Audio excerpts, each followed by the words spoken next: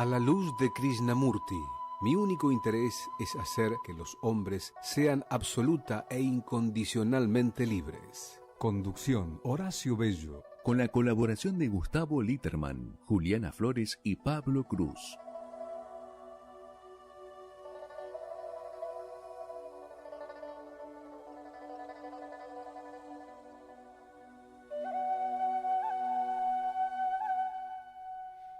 ¿Qué tal, amigos, amigas? Buenas noches. Un nuevo programa de A la luz de Krishnamurti en nuestro ciclo 2024.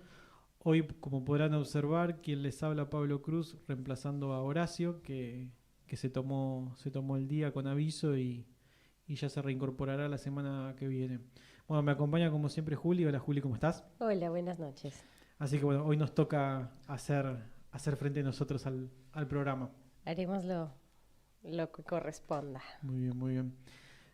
Bueno, hoy tenemos tema propuesto por Horacio, que es el conocimiento propio. Como ustedes saben, lo que nos escuchan desde hace bastante, saben que Krishnamurti habla en muchas ocasiones del conocimiento propio como una invitación a conectar con eso que realmente somos, a separar un poco lo que sería la paja del trigo, lo que creemos que somos, lo que defendemos que somos, de lo que realmente somos, ¿no? Que en mayor o menor medida es una invitación a destacar la diferencia que hay entre lo que creemos realmente que somos, que se puede definir, que se puede limitar, que se puede categorizar, a lo que realmente somos en esencia, ¿no? Y si bien estas son palabras que son muy sutiles, que parece que no estamos hablando de nada, también tiene que ver con la dificultad o la lejanía con la que en el día a día nos manejamos en la relación, en principio con nosotros mismos y luego para con los demás. Claro. Y cómo esa distancia que se forma producto de las imágenes, de las distintas imágenes que se van creando en nuestro pensamiento, van generando ruido y conflicto en la relación, haciendo que bueno, vivamos como vivimos. Y bueno, como siempre, esto es una invitación a cuestionar eso, ¿no? A dejar de dar por sentado que lo que somos es así. Claro. Y que no se puede cambiar, y cuestionar realmente por qué somos como somos, por qué nos comportamos como nos comportamos, por qué tenemos las reacciones que tenemos y cómo eso se traslada en una vida de menor calidad, ¿no? Yo me estaba como queriendo detener un momento en eso que acabas de decir de la diferencia entre lo que somos y lo que creemos que somos. ¿Cómo nos damos cuenta? ¿Cuáles son las herramientas que podemos implementar para percibir la diferencia? Creo que es una instancia muy importante, adquirir las herramientas. ¿Cómo llego ahí? Lo que más nos gusta a nosotros, las preguntas. Y me parece que eso va a ser una interesante indagación. Bueno, la pregunta es sin lugar a duda una de las grandes herramientas que tenemos, ¿no? Porque es como la primera puerta que uno abre a un mundo que no tiene respuestas. Sí. Y sí, aquí el dilema, sí, ¿no? Sí.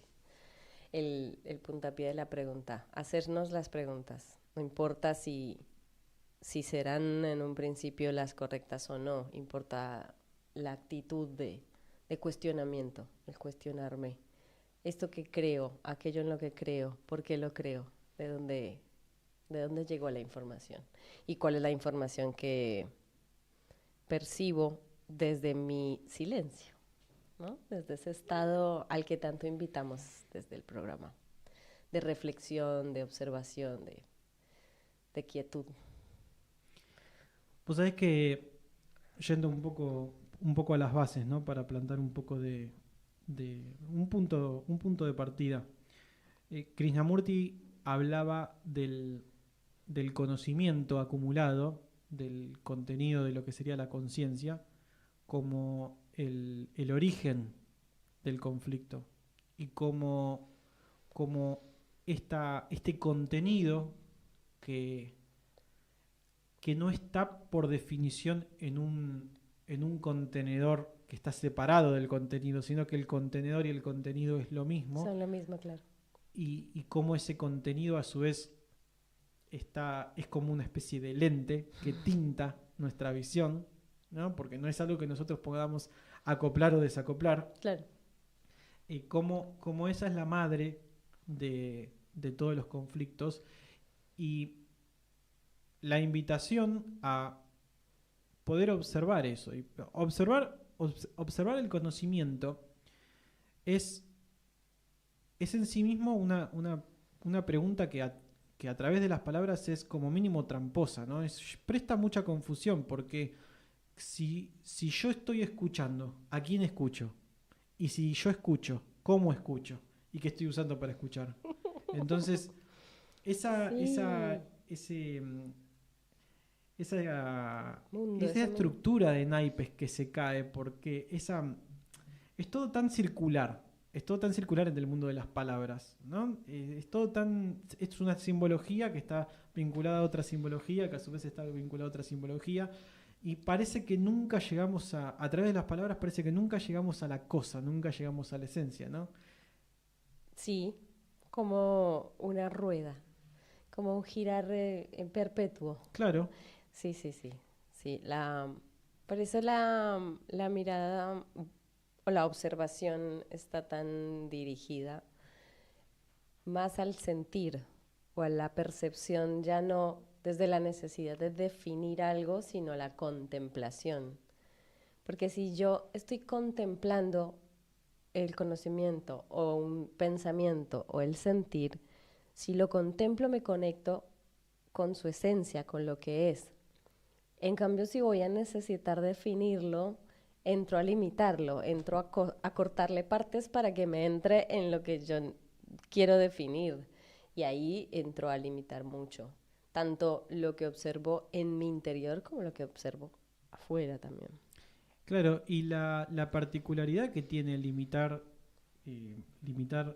lo psicológico, que no puede funcionar de otra manera, no es la manera que tiene para administrar el contenido, tiene la particularidad que el resultado no es el total menos una partecita, sino que es algo completamente distinto, que Claro. nada tiene que ver con la esencia de la cosa en sí. Claro. Y es aquí el quid de la cuestión, ¿no? Porque si yo no estoy trabajando, no estoy conectando con lo que verdaderamente es, ¿en qué dirección me puede llevar aquello que creo que es pero que no es? Es que si mi actitud no es contemplativa, sino que es impulsiva, si quiero hacer, no desde la contemplación, no, sí, desde ese movimiento, entonces pierdo muchas cosas de vista, lo que hago es, en ese movimiento de dirección, lo que hago es perderme todo lo demás. La contemplación es como que requiere quietud, silencio, y ahí sí la observación empieza a tener sentido. Y hay una pequeña, no sé si será una trampita, pero sí, cuando propones contemplar, muchas veces se entiende que es quietud. Y muchas veces se entiende que si se está en contemplación no se está en movimiento, y eso no es cierto. Me gustaría quitar esa percepción. Es una diferencia muy importante la que estás marcando. Es muy importante porque la contemplación es en permanente movimiento. Yo sigo haciendo, pero ya no hago desde el quitar partes sino contemplo la totalidad y continúo en movimiento. Es bien diferente. Claro, y además la acción activa del pensamiento además de ser mecánica, es lineal y tiene la particularidad de que se percibe como mecánica y lineal. Uno está a través de la voluntad haciendo algo en una dirección puntual y además de manera acotada, porque es la única manera que tiene de trabajar. Sí. Entonces el estado contemplativo carece de esa linealidad. Es más abarcativo. Claro, y no tiene un punto de llegada. No le interesa. No tiene un punto de llegada. Exacto. Ahí es otra instancia, otro estadio de autoconocimiento, de conocimiento propio y de autopercepción. Porque ya no necesito dividirme, separarme, ni seccionarme para poder ser o hacer o concebir las acciones o lo que siento. Cuando estoy en estado contemplativo, ya pierdo esa necesidad. Puedo observar. Sí, y que es otro tipo de experiencia, es otro tipo de trabajo que nada tiene que ver. Por ejemplo, si yo soy una persona violenta y quiero ser no violento porque la sociedad me lo demanda y mi trabajo, mi meta es no ser violento y no voy a llegar a ningún lado. A lo sumo, en el mejor de los casos, me lograré reprimir un tiempo. Exacto, Y es hasta una ahí represión. llegaré. Sí, Y hasta ahí llegaré. Pero nada tiene que ver con el por qué soy violento, de dónde viene. Exactamente. Y si soy violento, es el total de mí, es una cualidad de mí. Yo soy el violento, soy mala persona porque soy violento, la violencia es otra cosa. Es un efecto, es una reacción, es un comportamiento errático que nace de dónde, cuál es mi historia, cómo llegué allí. Todas esas aristas de la cosa solo las vas a ver en tanto estés dispuesto a contemplar. Y que además abre un sinfín de ventanas. Exactamente. Porque una cosa está conectada con la otra. Con todo. Sí. Claro. Y entonces sí, estoy buscando es simplemente controlar y desde lo mental, desde una cuestión muy psicológica, quiero hacer un control, pues entro a quitarle partes, entro a quitarle la raíz, entro a quitarle la motivación, entro a quitarle hacia qué me lleva a ese accionar, entro a quitarle todo y entonces solo me queda el golpe. Y nunca viene solo, nunca somos una única cosa, siempre somos conjuntos y conjuntos y conjuntos. Y la imposibilidad de expresar de manera precisa esto con palabras, ¿no? Totalmente. Por eso el camino es individual. También hay una cuestión y es que el camino, si bien es individual, creer o pensar que podemos definir, volvemos un poco a lo mismo, con las palabras que ya sabemos y que lo único que tenemos para observar o chequear o para corregir es el golpe, pues entonces tengo una sola palabra y una sola acción que quiero controlar. En cambio, también el contemplar y esta actitud de apertura hacia tener más información de todo lo que soy y lo que me ocurre, me va a llevar obligatoriamente, o sea, como por consecuencia, a incorporar más lenguaje, a enterarme de más cosas que me ocurren y que existen y que tienen definición. Entonces me acerco, pues estoy sintiendo otra cosa, me está pasando otra cosa, esto cómo se llama, esto de qué se trata. Entonces incorporo más lenguaje. Y ahí también ya me puedo enterar de que no hay una única cosa para nombrar, que hay más cosas. Entonces me acerco a otros lenguajes que me permiten tanto transmitir lo que me pasa como entenderlo. Claro. Y eso es esencial porque cuando uno hace una investigación, por ejemplo, en grupo, y hay otra persona, hay un tercero hablando, si bien lo que el otro dice no es la esencia de lo que dice, lo que verbaliza no es la esencia de lo que dice, sí es cierto que hay frases o palabras que pueden disparar cosas en uno. Totalmente, te puede pasar en un grupo, te puede pasar en un libro. Exactamente. Sí. En todo lo que sea relación, básicamente. Sí, totalmente. Es información que está viniendo a ti y que solo la actitud, o sea, el disparador es un movimiento interno que es esta actitud de contemplación. Ese disparador va a traer y a atraer las dos la información. Entonces viene el lenguaje nuevo, vienen sentimientos nuevos. Sentimientos nuevos En tanto y cuanto que los puedo nombrar, no necesariamente no estaban ahí, podían estar No, ahí no, y no claro, es los como había algo que visto. se alumbra, como que de pronto se Exacto. alumbra. Es que de hecho es llevar luz donde antes no había. Como cuando hablan tanto de hacerse cargo de la sombra, que muchos lo describen como quitarla. Y en realidad es llevar luz a aquellos rincones donde antes no había. Entonces, saber qué hay. Claro. No, y que además eh, el tratar de quitar la sombra o lo que sea, cualquier parte de nosotros, equivale a pretender ser algo que no somos, Totalmente. que de nuevo es caer en la trampa otra vez porque es más conflicto. Sí, seguir seccionándonos. Exactamente, exactamente. Y vuelve la represión y vuelvo a caer en ese círculo vicioso que hablábamos al principio.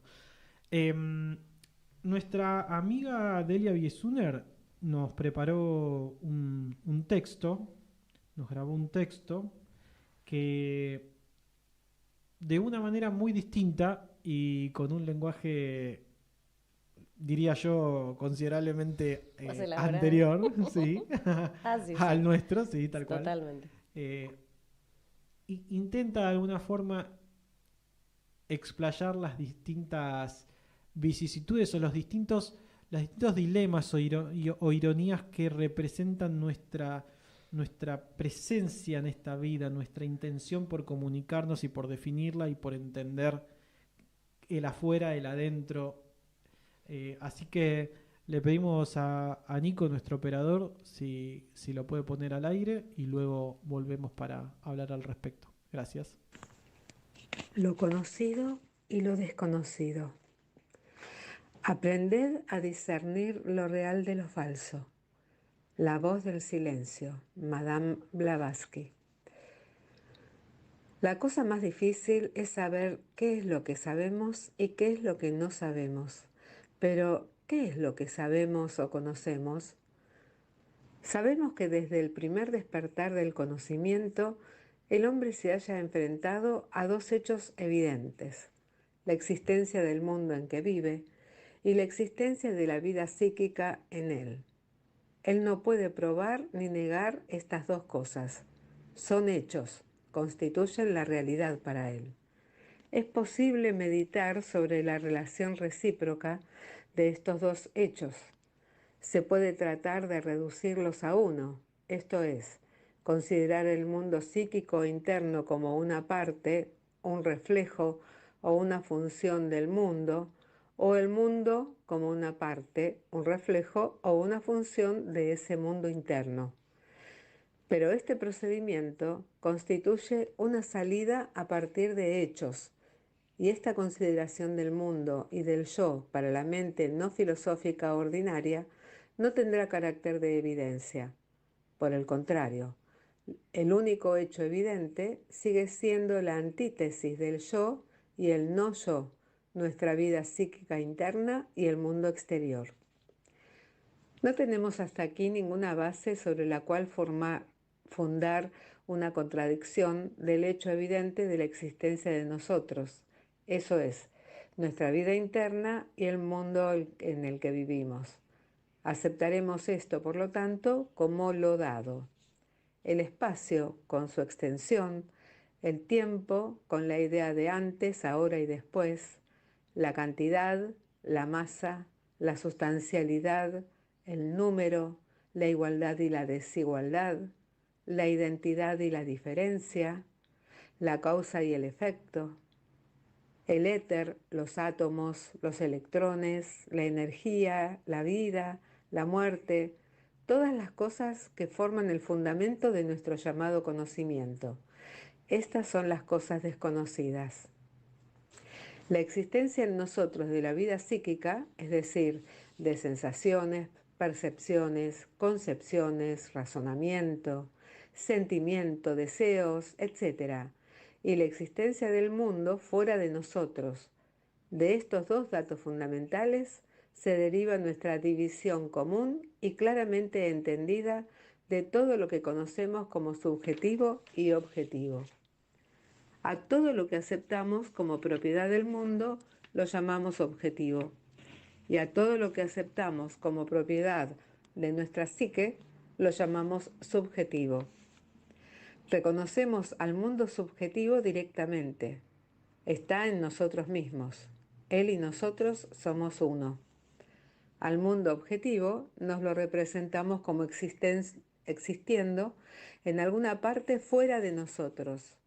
Nosotros y él somos cosas diferentes. Nos parece que si cerráramos los ojos, el mundo objetivo continuaría existiendo exactamente del mismo modo como lo vimos antes. Y si nuestra vida interna desapareciera, también el mundo subjetivo desaparecería. Pero el mundo objetivo existiría como existía antes de que nosotros existiéramos, antes de que nuestro mundo subjetivo existiera. Nuestra relación con el mundo objetivo se define más exactamente por el hecho de que lo percibimos como existiendo en el tiempo y en el espacio. Dicho de otro modo, fuera de estas condiciones, no podemos ni concebirlo ni imaginarlo. En general, decimos que el mundo objetivo está formado de cosas y fenómenos, esto es, de cosas y de cambios en los estados de las cosas. Los fenómenos existen para nosotros en el tiempo, las cosas en el espacio. Pero esta división del mundo subjetivo y el objetivo no nos satisface. Por medio de nuestro razonamiento, podemos establecer el hecho de que, en realidad, nosotros conocemos solo nuestras propias sensaciones, percepciones y concepciones, y conocemos el mundo objetivo por la proyección fuera de nosotros de las causas de nuestras sensaciones, presuponiéndolas como conteniendo estas causas. Así encontramos que nuestro conocimiento del mundo subjetivo y también del mundo objetivo puede ser verdadero y falso, correcto e incorrecto. El criterio para la definición de la corrección o incorrección de nuestro conocimiento del mundo subjetivo es la forma de las relaciones de una sensación a otras y la fuerza y carácter de la sensación misma. En otras palabras, la corrección de una sensación es comprobada por la comparación de ella con otra de la cual estamos más seguros, o por la intensidad y sabor de una sensación dada. El criterio para la definición de la corrección o incorrección de nuestro conocimiento del mundo objetivo es exactamente el mismo. Nos parece que definimos las cosas y fenómenos del mundo objetivo por medio de la comparación recíproca entre ellos mismos. Y creemos que encontramos las leyes de la existencia fuera de nosotros e independiente de nuestra percepción de ellos. Pero esta es una ilusión. Nosotros no sabemos nada de las cosas separadamente de nosotros y no tenemos ningún otro medio de comprobar la corrección de nuestro conocimiento del mundo objetivo que por las sensaciones. Desde la más remota antigüedad, la cuestión de nuestra relación con las verdaderas causas de nuestras sensaciones ha constituido el problema fundamental de la investigación filosófica. Los hombres han tenido siempre la convicción de que debe haber alguna solución para esta cuestión, alguna respuesta a ella. Y estas respuestas han oscilado entre dos polos, desde la completa negación de las causas de las mismas y la afirmación de que las causas de las mismas se encuentran dentro de nosotros y en ninguna otra cosa fuera de nosotros, hasta el reconocimiento de que nosotros conocemos estas causas, de que se encuentran dentro de los fenómenos del mundo exterior y de que estos fenómenos constituyen las causas de las sensaciones, y además de que la causa de todos los fenómenos que se observan se encuentran en el movimiento de los átomos y en las oscilaciones y vibraciones del éter. Se cree que si no podemos observar estos movimientos y oscilaciones es solo porque no tenemos instrumentos suficientemente poderosos, pero que cuando estos instrumentos estén a nuestro alcance, podremos ver los movimientos de los átomos Del mismo modo que vemos por medio de poderosos telescopios las estrellas cuya existencia nunca antes se sospechó. Tertium Organum, el tercer canon del pensamiento, una llave para los enigmas del mundo. Pedro Ouspensky, Editorial Kier, 1970. Bueno, le agradecemos a Delia por este aporte. Bueno, no sé vos, Juli, ¿qué te parece? A mí me resulta muy interesante este texto, primero porque lo considero como una descripción muy materialista y visceral de la cosa, ¿no? Es decir, eh, le quita todo el campo espiritual a la cosa y habla exclusivamente de lo que podemos interceptar con nuestros sentidos, ¿no? Sí, ¿te parece eso? Yo lo que me hace sentir es que es una buena descripción de la espiritualidad. Entonces, para mí es a como ver, irnos de tanto romanticismo, ¿no? a eso sí, Quitarle tanta decoración. coincido. Exacto, creo que hace un trabajo muy arduo en quitarle todo aquel romanticismo que se le pueda dar a la vida.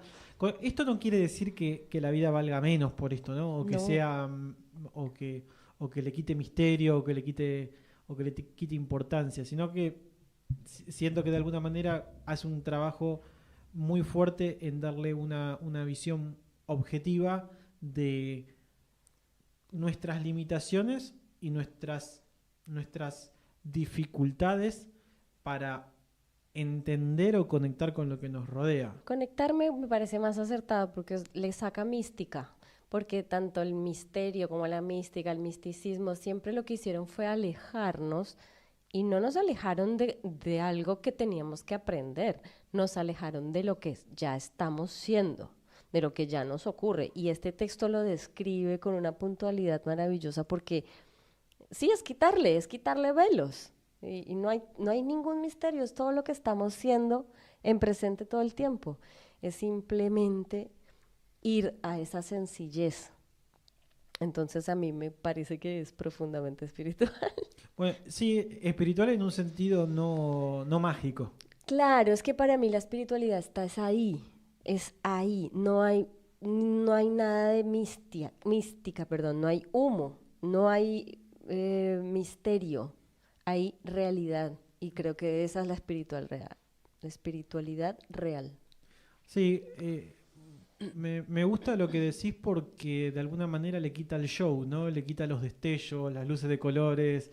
Por le eso quita dije el humo, las bombitas de humo en el Exacto, piso. exacto. Sí. Sí. Lo convierte en algo más cotidiano, más cerca nuestro, Claro, ¿no? claro. Es que a mí me llamó mucho la atención cuando empecé a escuchar que la cuántica es ese lugar en el que se encontraron la espiritualidad y la ciencia.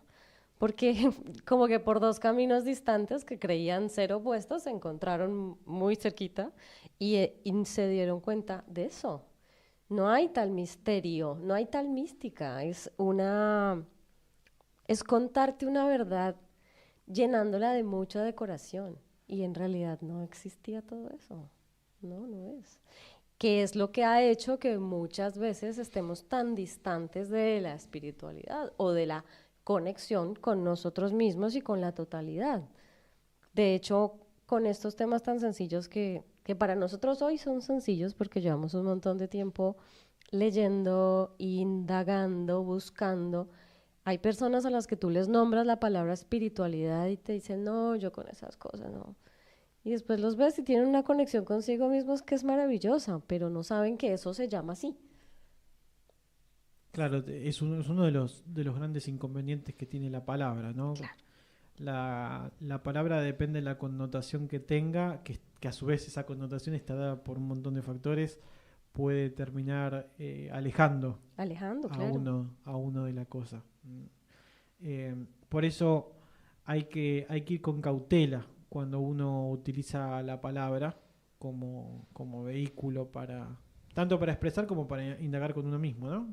Sí, para describir, es que es peligroso. Sí, claro. No, y que además la palabra es una cosa muy vacía que el sentido es tan arbitrario. El sentido que se le puede dar a una palabra es tan arbitrario. Por eso cuanto menos factores tiene el contexto que se le quiere dar a la palabra, la intención, es más llevadero. Por ejemplo, si yo quiero hablarte de matemáticas y te digo que 1 más 1 es 2, es difícilmente opinable Claro. eso, ¿no? Que le quita un montón de semántica a la cosa. Ahora, cuando empezamos a hablar de temas tan sutiles, se convierte realmente en un arma de doble filo, ¿no? Sí, sí, el lenguaje hace que por ahí estemos hablando de lo mismo en dos versiones distintas. A mí me pasa al venir de otro país, me encuentro en ocasiones hablando de un mismo tema, nombrando colores, y tenemos nombres distintos para los colores. Entonces, en una descripción muy básica podemos estar hablando de lo mismo, pero al nombrarlo de distintas maneras, Eso puede crear una distancia. crear una distancia. Tal cual. La esencia es compleja de sostener por esto, ¿no? Porque al describirla la empezamos a seccionar, a darle una forma que por ahí ya empieza a ser propia a cada ser que la nombra, por esa misma naturaleza que tiene de bordear las cosas. Sí, sí, tal cual, tal cual. Bueno, vamos a hacer una pausa, vamos a ir al tema musical y a la vuelta seguro nos encontramos con Gustavo. Vamos.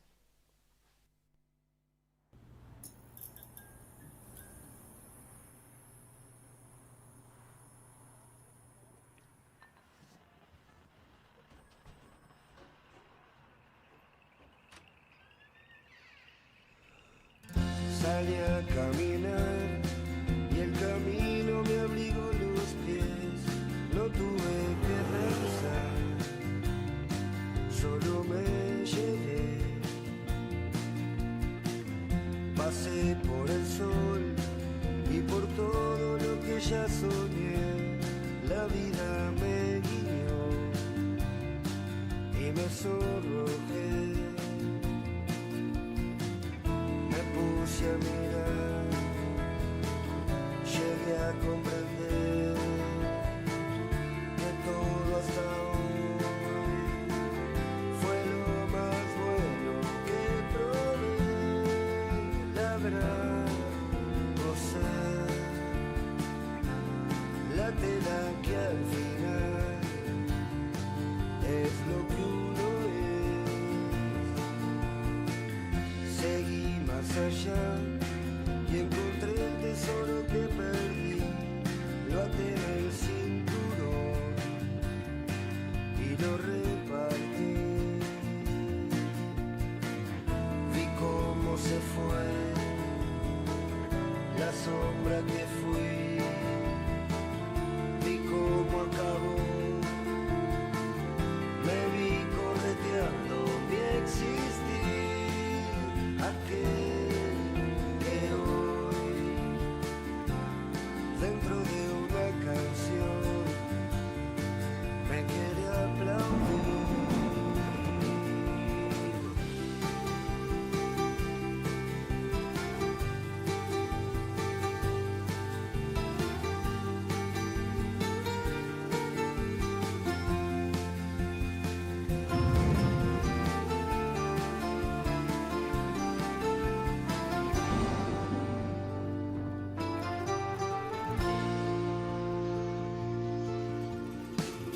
Salí a caminar y el camino me abrigó los pies. No tuve que pensar, solo me llevé. Seguí más allá y encontré el tesoro que perdí. Lo até en el cinturón. Bueno, estamos de vuelta. ¿Está Gustavo en la línea? ¿Qué tal? ¿Cómo andás, Pablo? ¿Cómo estás, Juli? Hola, ¿Cómo buenas ves, Agus? noches. ¿Cómo estás? ¿Todo bien? Bien, bien. ¿Cómo estás vos? Bien, bien, por suerte bien, Pablo. Bueno, me alegra. Bueno, escuchándolo, ¿no? Y sí, hay un conocimiento propio que desde mi óptica y con mis palabras va para afuera. Después está ese otro conocimiento que utilizando esa frase extraordinaria de Krishnamurti es: aléjate tanto de ti mismo que ni tú mismo puedas encontrarte. Entonces ahí encontrás el silencio, y en ese silencio todo lo propio realmente desaparece, y ahí realmente creo que está el tema de una escucha amplia, absoluta, que es un poco lo que lo decía Krishnamurti, pero lo dice en muchas escuelas, que es el tema de ser perfectamente consciente de la terminación de un pensamiento y el comienzo de otro, ¿no? Entonces, todo ese material que nos inunda, que nos configura, se detiene. Y ahí aparece la posibilidad de otro conocimiento, ¿no? Por eso creo que está bastante mal, no sé si mal, pero muy hablado este tema del conocimiento propio, ¿no? Lo mismo que ustedes hablaban, digamos, la espiritualidad. Está bien, y si alguien viene y dice, bueno, pero ¿qué es la espiritualidad? Y ahí, viste, se resbala, ¿no? Porque, como dice la propaganda de la gaseosa, ¿no? Cortemos con tanta dulzura. Yo pienso que el asunto viene por otro lado. Después sí, puede estar, ver como ciertas circunstancias disparan, ¿no? Emociones, recuerdos, y eso todo corresponde, digamos, a lo propio. Pero creo que el conocimiento viene por otro lado. Es decir, Hace un rato hablaba con Pablo y le proponía una pregunta que nos pareció oportuna hacerla al aire, y ahora que estás acá con nosotros mejor aún. ¿Cómo eran las herramientas, cuáles eran las herramientas que proponía Krishnamurti para acceder, para moverse, para implementar ese conocimiento propio? Mira, yo siempre dije que hay, en cierta manera, dos Krishnamurtis, ¿no? Uno, el que generalmente habla en las charlas públicas, que habla para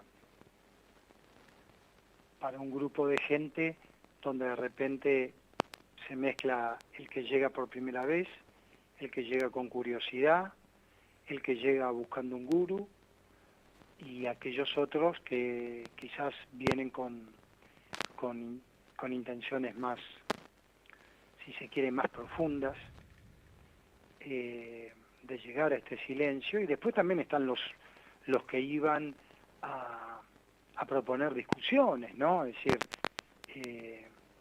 que quizás no aparecen tanto en los diálogos, pero que en ciertas grabaciones también está, ¿no? La gente que iba, como se dice en la calle, a torearlo, ¿no? O directamente a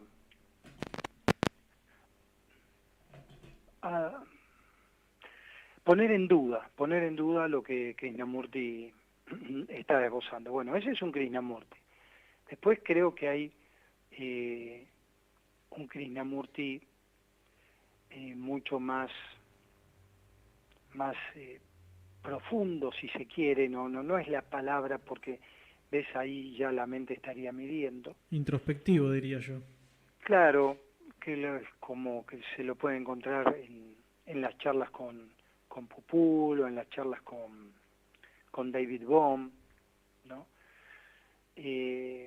Justamente creo que Horacio hablaba en la semana, había subido en el grupo una nota que había aparecido de Rupert Sheldrake en Diario La Nación del domingo. Y bueno, en los encuentros que tuvieron con Rupert Sheldrake, ahí había un Sheldrake muy joven, muy científico, que medio lo ponía, no digo en brete a Krishnamurti, pero le hacía preguntas muy incisivas. No viene al caso, pero bueno, Rupert Sheldrake después, aparte de ser científico, empezó a seguir al cristianismo de una forma muy profunda. Esto estoy hablando hace 10, 15 años atrás. Hoy la verdad que no sé por qué camino andará, ¿no? Pero no viene al caso. Pero creo que Krishnamurti, para redondear un poco la pregunta que se hacían y para redondear los grupos que lo iban a ver, que eran masivos, él ponía el énfasis en la observación. Y la observación va destilándonos. Primero es una observación, digamos, de Gustavo, que va observando los propios movimientos de Gustavo, sus propios impulsos, su propia naturaleza, pero es la naturaleza de esa estructura personal. Pero a medida que uno va integrando el silencio a su vida, que es en definitiva la propuesta de toda línea seria, uno se va desprendiendo de cosas, incluso hasta de líneas, ¿no? Porque el texto que se leyó es un texto de un Ouspensky científico, muy pragmático, pero no nos olvidemos que él, cuando se encuentra con Gurdjieff, todo este pragmatismo Gurdjieff se lo hace bolsa, creo que, no puedo recordarlo bien, pero creo que Gurdjieff le dice: este es un buen libro, pero es como que si usted entiende en profundidad lo que nosotros enseñamos, este libro va a ser superado, ¿no? Entonces aparece otro Ouspensky.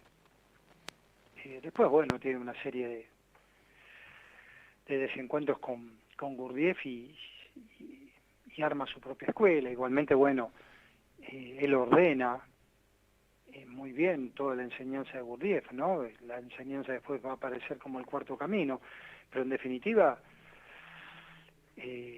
Gurdjieff le da vuelta a la cabeza. Así que es todo un tema, ¿no? Es todo un tema. Pero yo creo que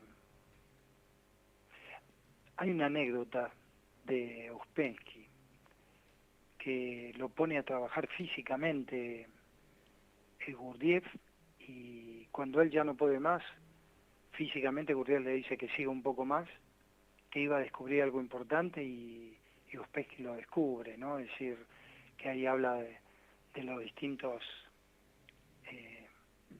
digamos, como tanques de combustible que tiene el ser humano, y a partir de que ese primer tanque se agota, aparece como un tanque suplementario, pero que a su vez le da una percepción diferente de lo que estaba viviendo, de lo que él percibía antes. Bueno, es todo un tema, y ahí aparece eso que nosotros, por desconocerlo, lo llamamos mágico, ¿no?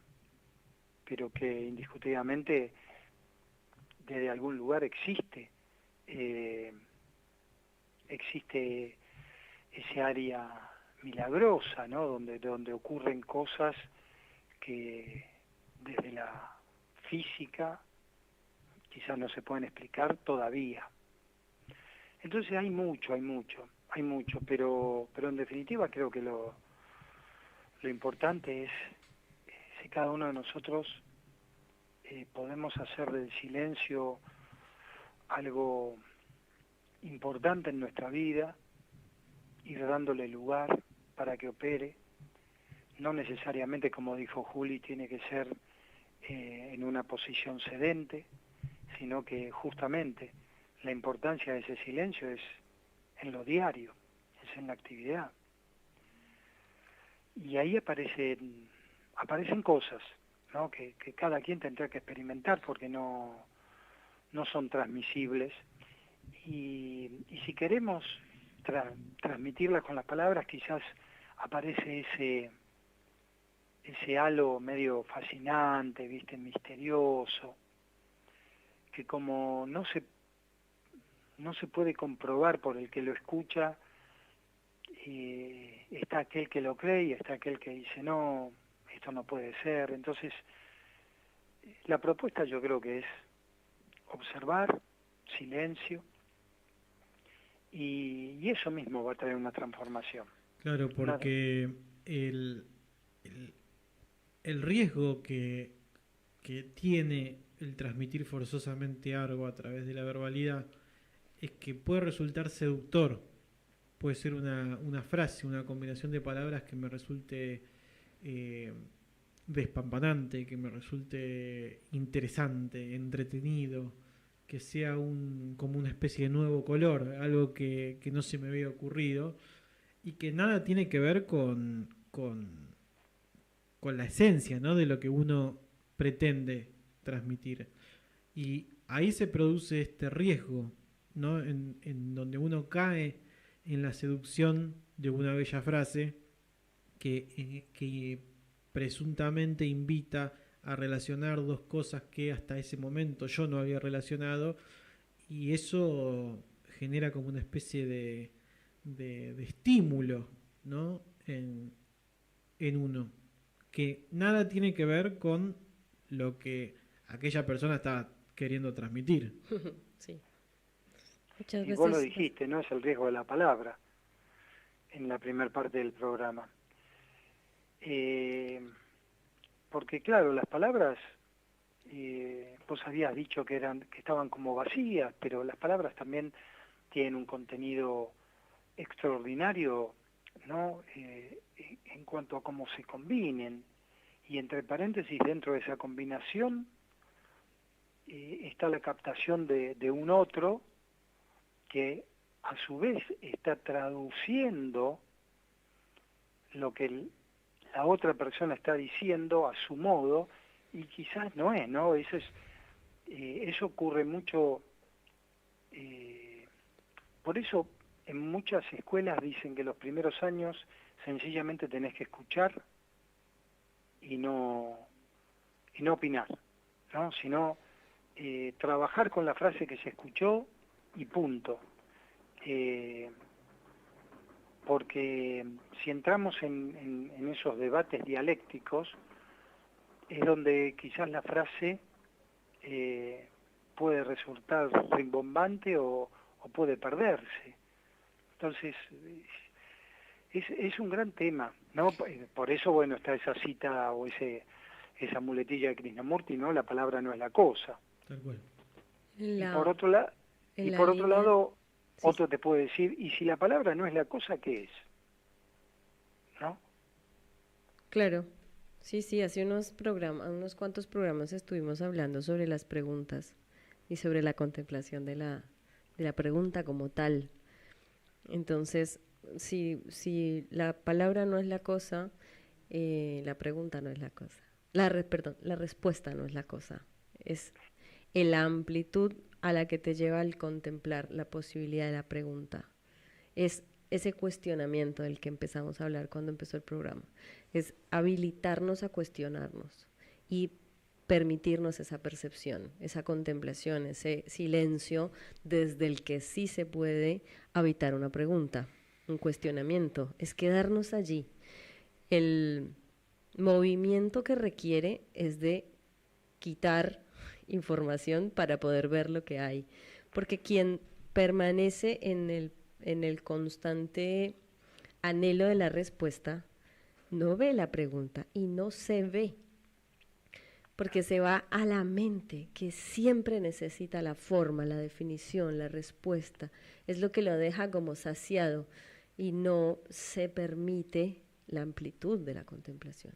Claro, y también hay que entender acá que nosotros tenemos un concepto muy, pero muy limitado, extremadamente limitado de lo que una pregunta puede ser. Totalmente. ¿No? Porque si yo digo, ¿a qué me refiero con una pregunta? Bueno, una frase que termina con un signo de interrogación donde yo pregunto, ¿de qué color es esta mesa?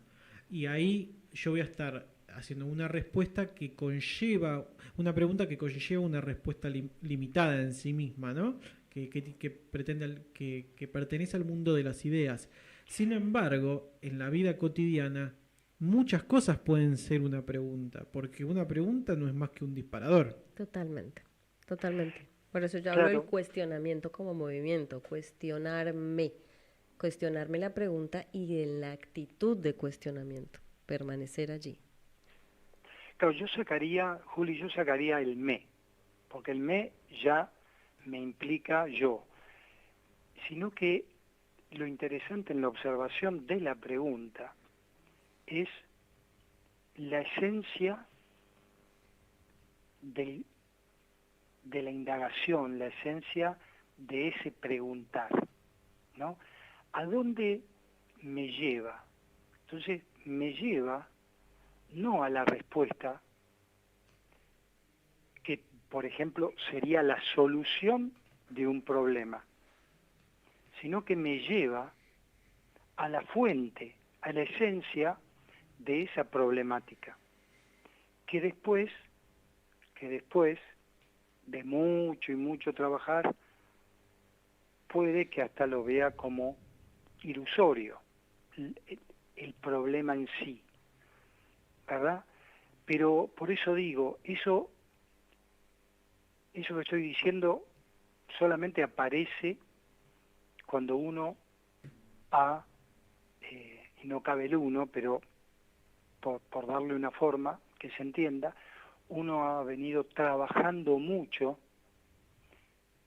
en el camino, digamos, inverso. Es decir, no salgo a tomarme la pastilla para calmar el dolor de cabeza, sino que intento ver dónde está la raíz de ese dolor. Ahora estoy hablando de algo muy factual, ¿no? Si es por una tensión, ¿a qué proviene esa tensión? ¿Por qué uno se tensionó? Entonces, uno va desarmando la madeja hacia atrás. Sé que es mucho más fácil agarrar, me tomo una pastilla y corto el dolor momentáneamente. Pero como no he